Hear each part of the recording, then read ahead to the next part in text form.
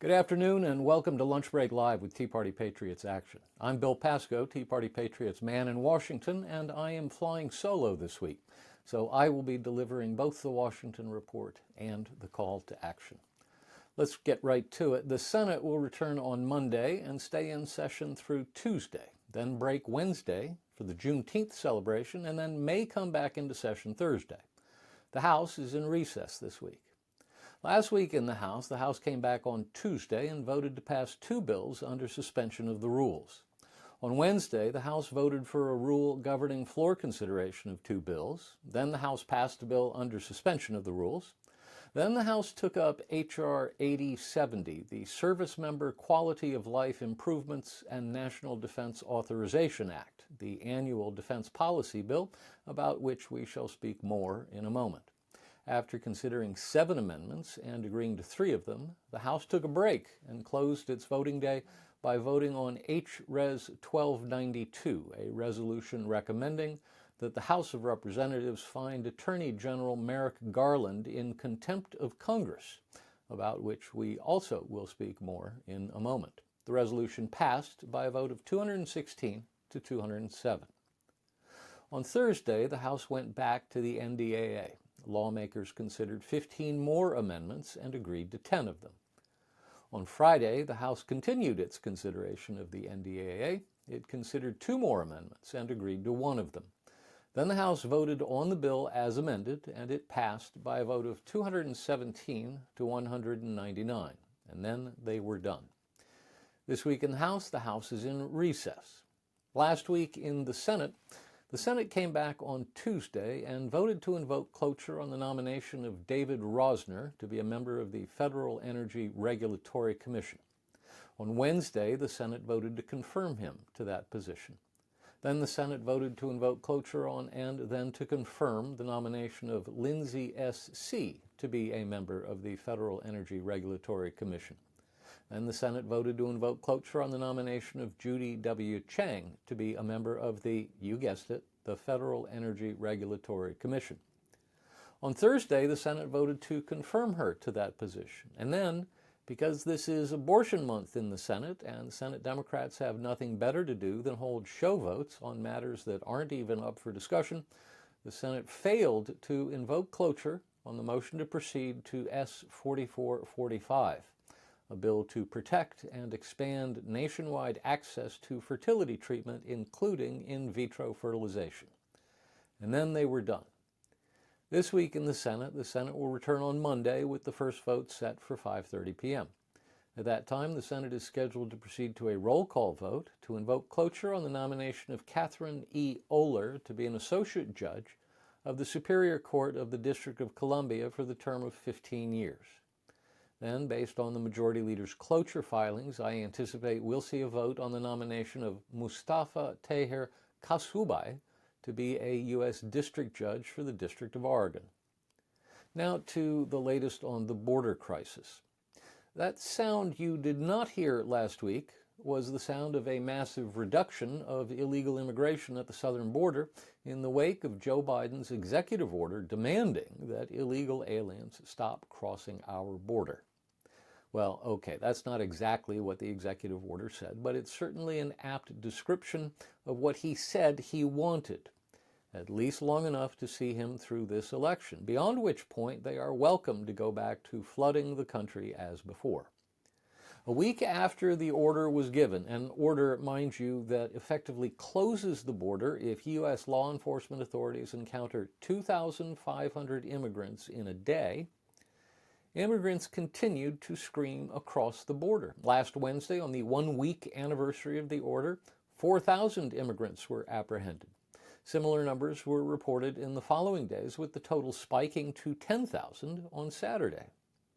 To put these numbers in context, the Tucson sector reported 7,500 total apprehensions for the first week of June, that is, after the executive order was issued. That's virtually unchanged from the 7,800 that were deported for the last week of May, before the order was issued. So much for closing the border.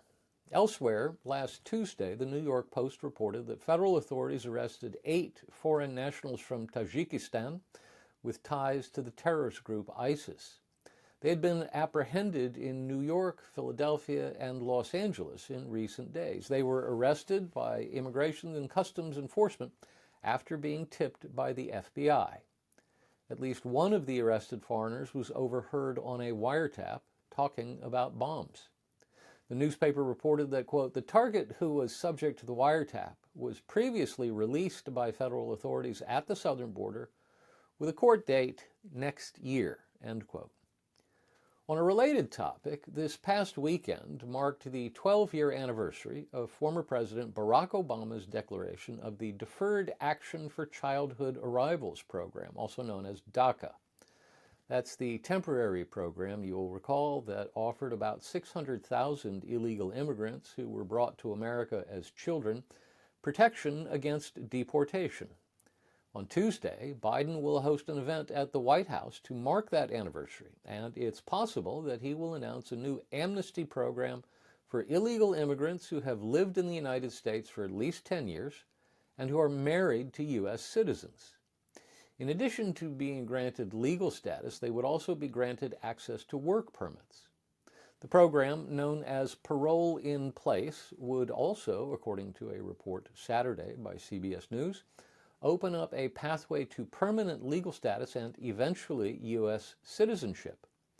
Under current law, an alien who enters the country illegally must leave the country and apply for legal entry before he or she can get a green card. This new proposal would remove that barrier for these select illegal immigrants. Now let's talk about the National Defense Authorization Act. On Friday, after considering 24 amendments on the floor, the House passed its version of the annual defense policy bill, the National Defense Authorization Act. The House pegged defense spending for fiscal year 2025 at $895.2 billion, in keeping with the spending caps laid out in last year's debt limit agreement. That's a 1% hike from last year, about $9 billion. The bill came out of the Armed Services Committee on a 57-1 vote, indicating a strong bipartisan approach at the committee level. Not so on the floor. In the end, the bill passed with just 6 Democrats voting in favor and 3 Republicans voting against.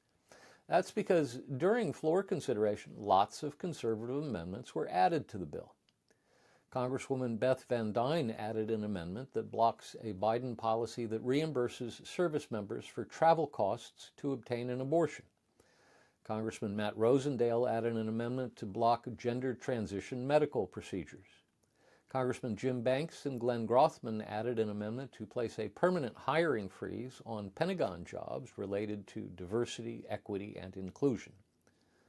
Congressman Ralph Norman added an amendment to eliminate all diversity and inclusion-related offices in the Department of Defense.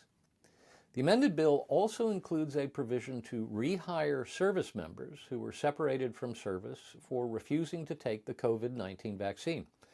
Further, the bill was amended to defund the U.S. military pier off the coast of Israel to deliver humanitarian aid to Gaza. On the losing side of the amendment fight was Congresswoman Marjorie Taylor Greene, whose amendment to block any funding for Ukraine went down by a vote of 74 to 343. This year's House version of the NDAA also includes the largest ever military pay increase, upping pay by 4.5% for everyone and upping it a total of 19.5% for junior enlisted troops. Meanwhile, the Senate Armed Services Committee finished its work on its version of the annual defense policy bill on the other side of the Capitol. The Senate version sets spending at $923.3 billion, blowing right past the $895 billion defense spending cap set out by the Fiscal Responsibility Act. Now to Trump's visit with D.C. Republicans. Last Thursday, former President Trump visited Washington, making at least 3 stops that we know of. First, to the Capitol Hill Club, where he met with House Republicans. Then next door to the Republican National Committee, where he engaged in a debate prep session of sorts with Republican Senators Eric Schmitt and Marco Rubio, along with members of his campaign's high command. Then across Capitol Hill to the Senate side, where he met at the National Republican Senatorial Committee with Republican senators. The former president was in a bullish mood. He met with House lawmakers first, across the street from the Cannon House Office Building, where he was serenaded with a chorus of Happy Birthday and gifted a baseball and bat from the annual congressional charity baseball game, which the Republicans won this year by a score of 31-11 in what was described as a freewheeling discussion. He talked of tax cuts, immigration, Russia, abortion as a state issue, and other priorities for a second term. He asked Congresswoman Marjorie Taylor Greene if she was being nice to Speaker Mike Johnson. Senators gave him an American flag cake decorated with 45 candles, and then 47. In the most talked-about moment of the meeting with senators, Trump shook hands with Senate Republican leader Mitch McConnell and later fist-bumped McConnell. Even Senators Mitt Romney and Bill Cassidy, both of whom voted to convict Trump in his second impeachment trial, were in attendance and saying nice things about the presumptive Republican nominee. Virtually every Republican in the House and Senate, it seems, is now on the Trump train. Now let's talk about Merrick Garland and contempt of Congress.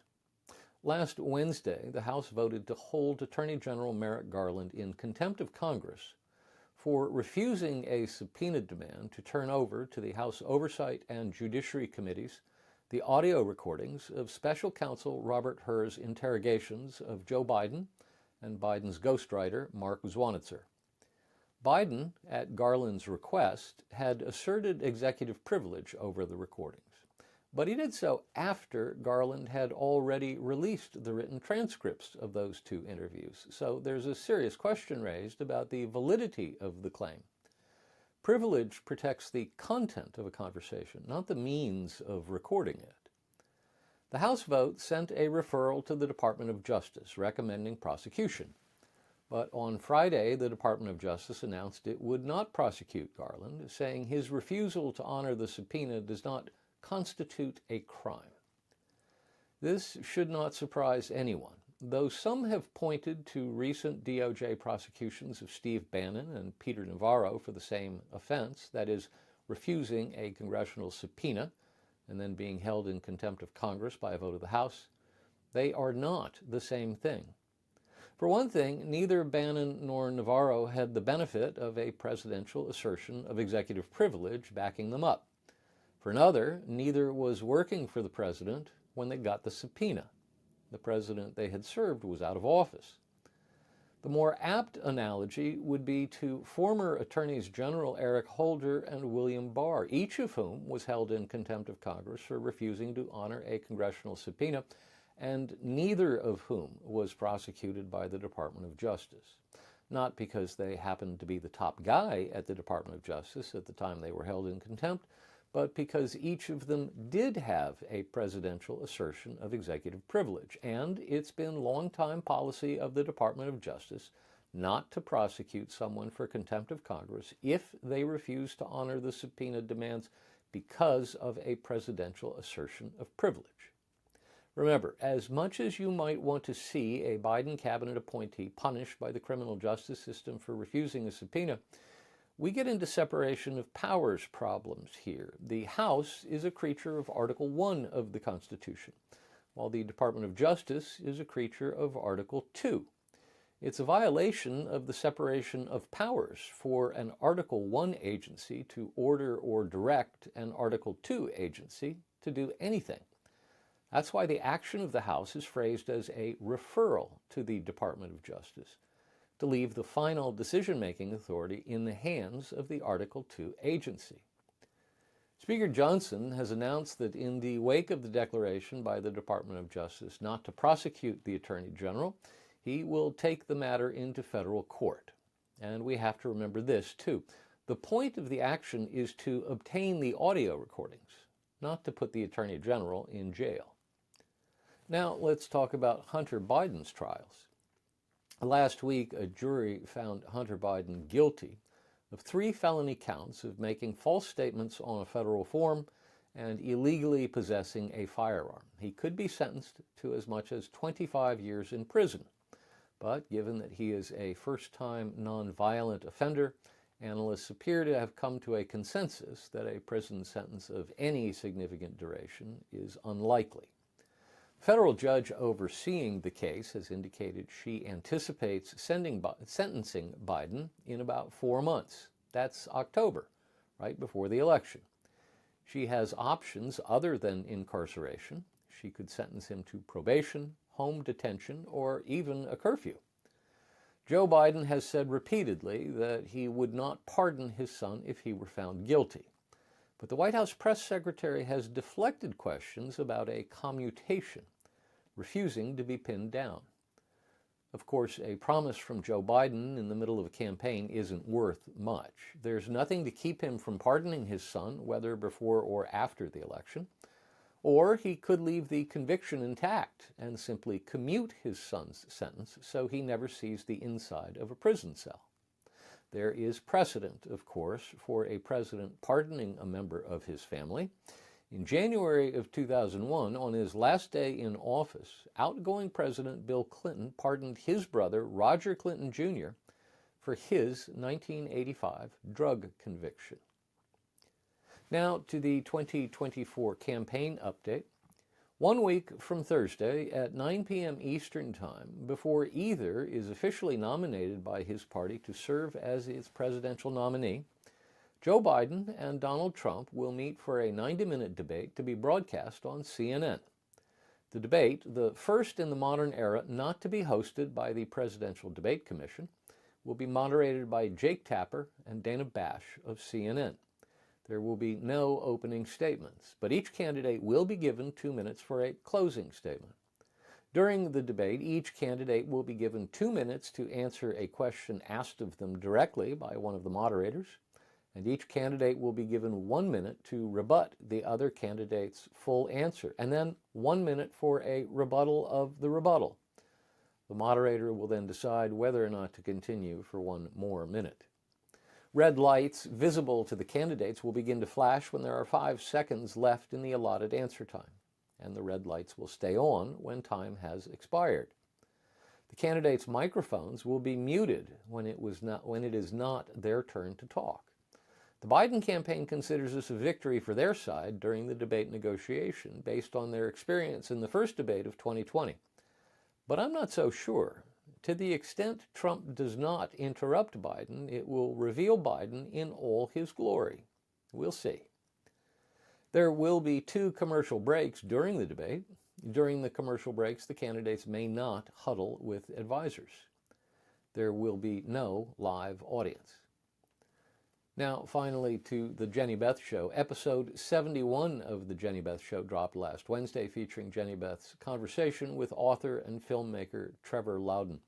The two walk through the various threats facing America today, particularly from communism. Highly recommended. And that's our Washington Report for this week. Now to the call to action.